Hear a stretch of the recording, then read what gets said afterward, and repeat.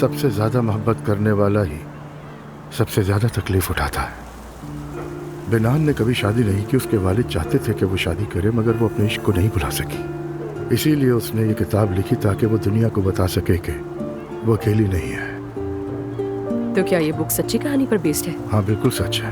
कहते हैं कि बिनान ने अपनी किताब की आखिरी सतर लिखने के बाद फौरन जान दे दी थी।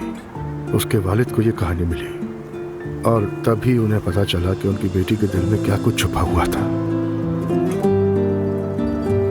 और फिर उसकी आखिरी ख्वाहिश समझकर उसके बाप ने ये किताब शाया करवाई।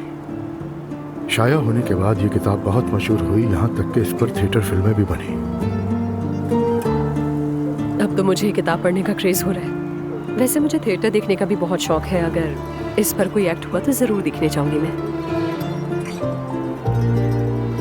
मैं चलती हूँ अब।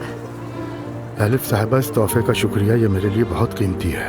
मुझे खुशी हुई आपको पसंद आया। आपका बहुत शुक्रिया। चलिए, खुदा हाफिज। अल्लाह हाफिज।